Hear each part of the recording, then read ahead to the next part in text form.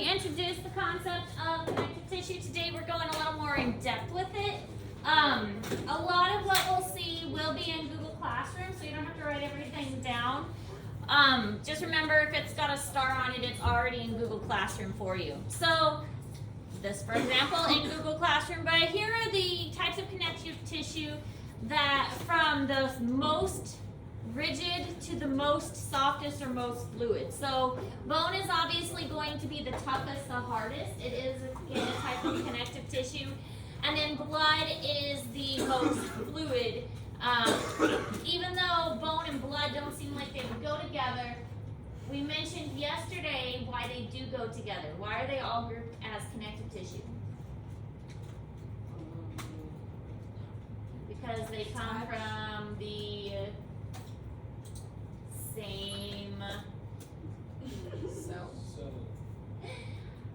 same embryonic origin. When they were growing, they all came from the same kind of material. That's why they are all connective tissue, and it divided off later on. That might be a good question for the test. Definitely not. That could be an extra credit. So we have bone, cartilage, hyaline, elastic, and fibro. Yeah? For the study guide, that wasn't worth points, was it? No, I decided not to do the study guide for points. Yeah. Haha.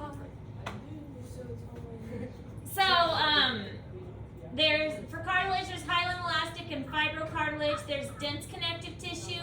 There's also loose connective tissue, and with loose connective, we've got areolar, adipose, and reticular, and then blood. So we're going to go over each one of these individually, talking about strategies and ways to identify them. And remember, as you're working on identification, one of the best things that you can do is to just pick out one or two features that will help you remember what it is. That way you can eliminate things, like if it doesn't have this, then it's obviously not these other ones. So just focusing on a couple different things to identify these tissues instead of trying to remember everything is going to be the best way to identify them. All right, so types of connective tissue.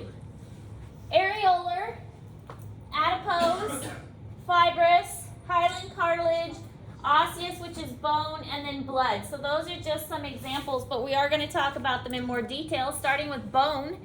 Bone is considered osseous tissue. It's the same thing. It's called ossification when the bone turns hard. And it's composed of osteocytes. Now, we will get into that a lot more when we get to our skeletal unit, but osteocytes are the individual bone cells that live in little cavities that make up the bone itself. It's a hard matrix. It's got calcium, salts, it's got lots of fibers, and its function is obviously to protect the organs of the body. So think of like your chest, the ribs are protecting the heart and the lungs, and it also is going to provide support to the body. So the bones give our body shape. The bones don't make our body move, that's what the muscles do, but the bones do help by giving the muscles something to attach to. So the muscles do the movement, but the bones provide the attachment for that.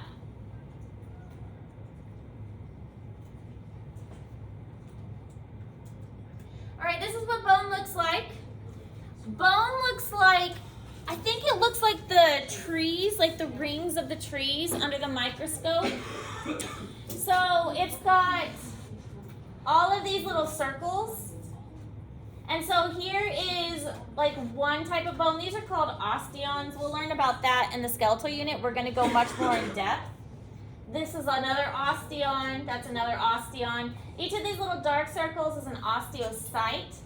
So the easiest way to remember bone is it looks like tree rings. Like if you cut a tree down, it looks like the tree rings of the tree.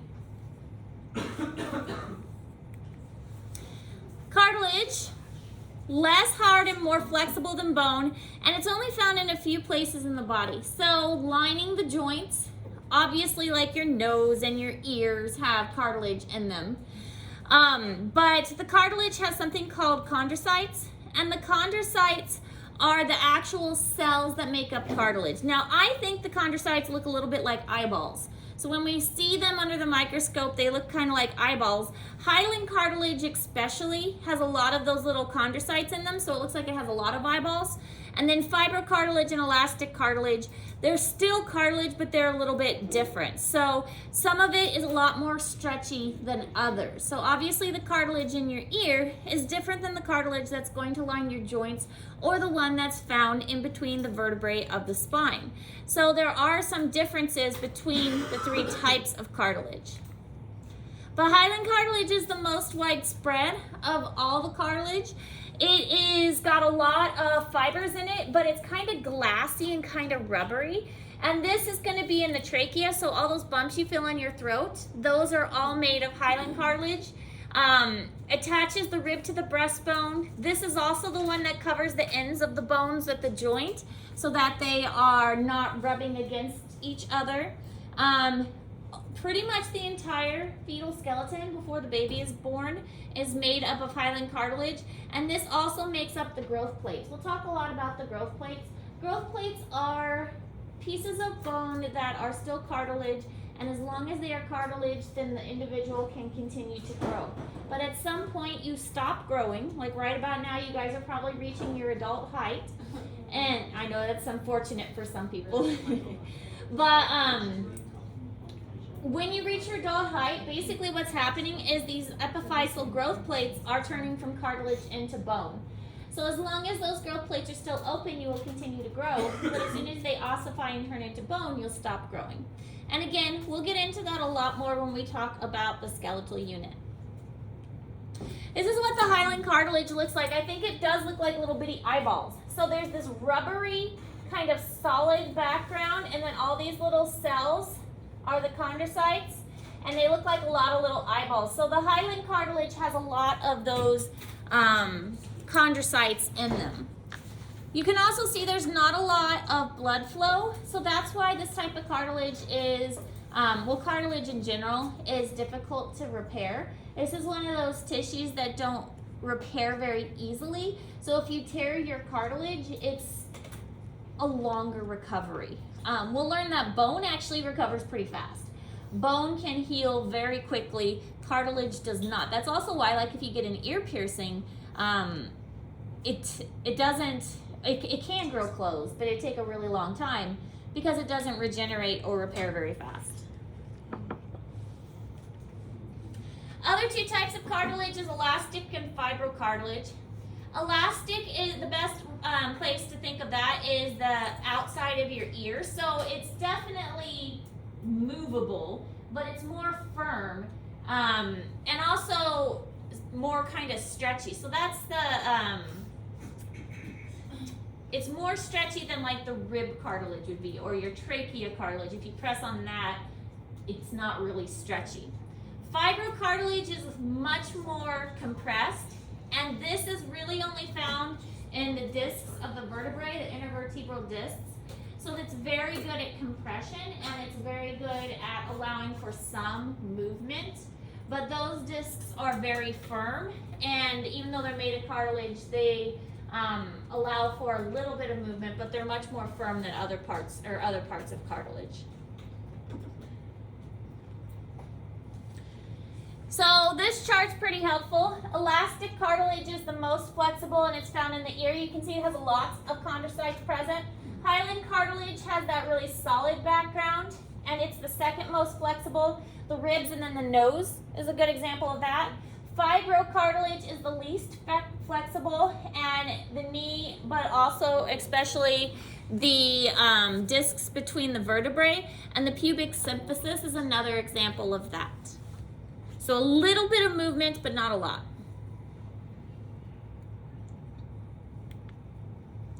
Here's what fibrocartilage looks like. We still have those eyeball chondrocytes, but now we've got these definite fibers that are found between them. So again, the parts, or the in between the vertebrae of the spine is where you're gonna find these mostly, and chondrocytes, but lots of fibers too. So this is what it's gonna look like, and this is the picture you would see on the test, or one similar to that. Okay, so we have dense connective tissue, and just like the name suggests, it is very compactive. It's also called dense fibrous tissue. They're the same thing, dense connective and dense fibrous. Lots of fibers present in this one. And there are fibroblasts that make the fibers. Fibroblasts are the cells that make the fibers. Tendons, ligaments, and in the lower layers of the skin. So very compacted, pretty stretchy, but pretty strong too. I mean, if you think of tendons and ligaments, they are attaching the muscle to bone or bone to bone. So they have to be pretty stretchy, they have to be pretty strong. So the dense connective tissue, lots of fibers, connection points like the tendons, the ligaments, and then right underneath the layer of the skin where there's a lot of stretchiness that is necessary.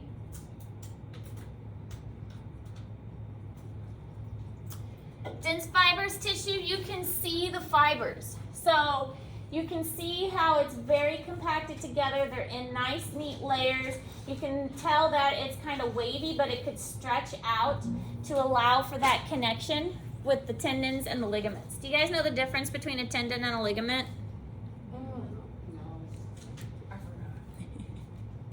Tendon is muscle to bone attachment. Ligament is bone to bone attachment.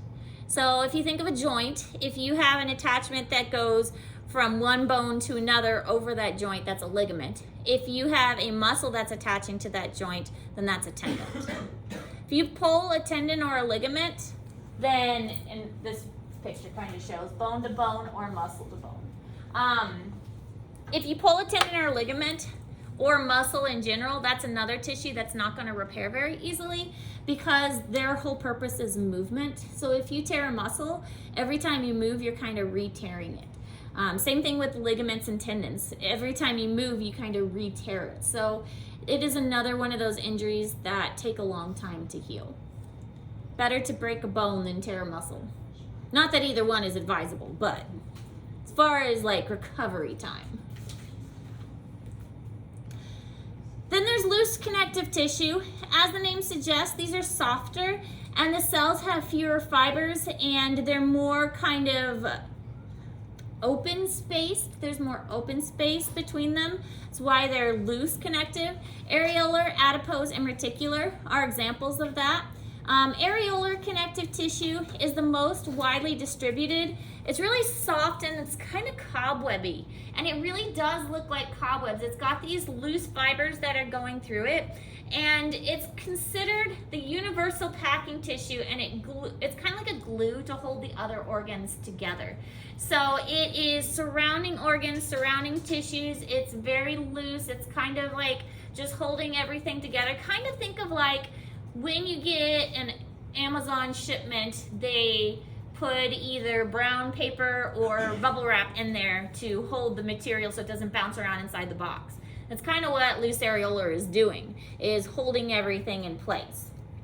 Form a loose network and can soak up excess fluids. So this area is kind of like the extracellular matrix will be found within this area because it soaks up kind of like a sponge.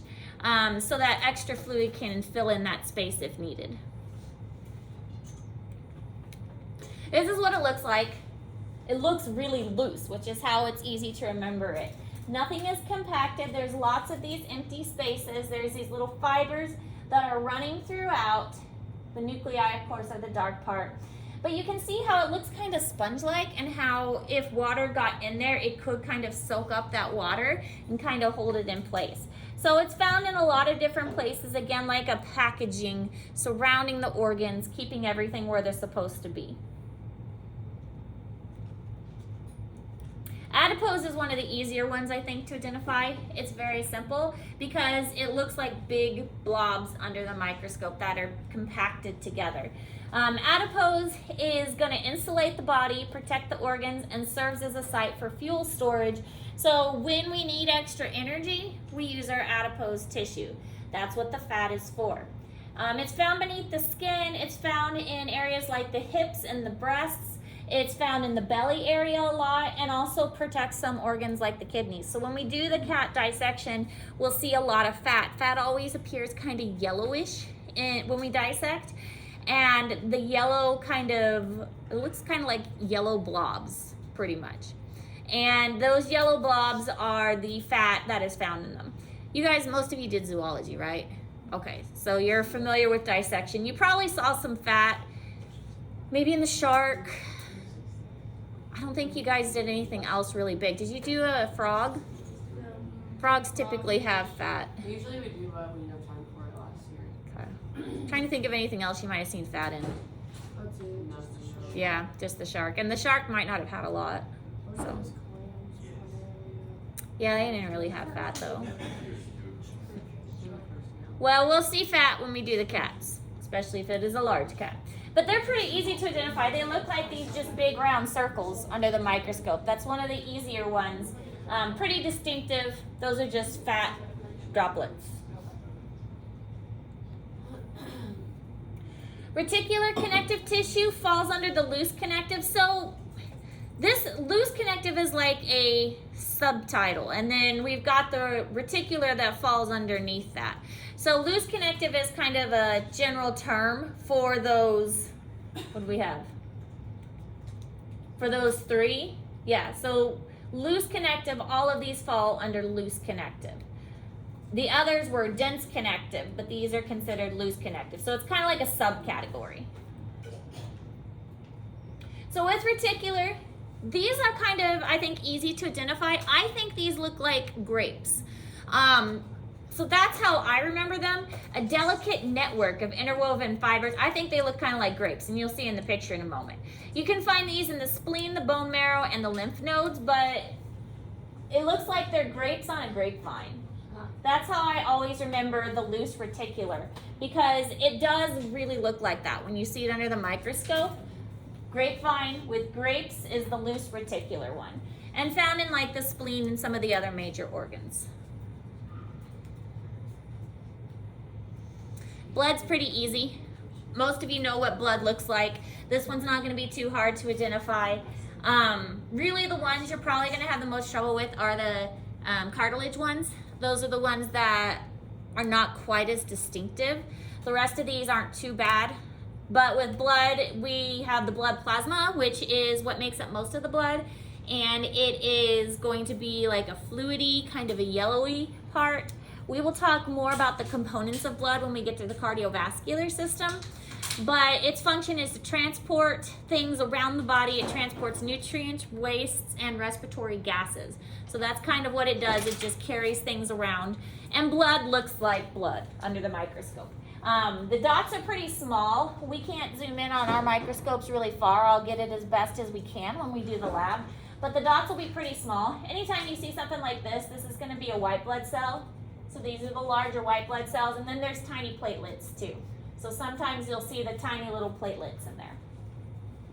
But I'm not going to expect you to know the parts of the blood yet. Like I said, that'll be more when we get to the cardiovascular. For now, I just want you to know that this is blood.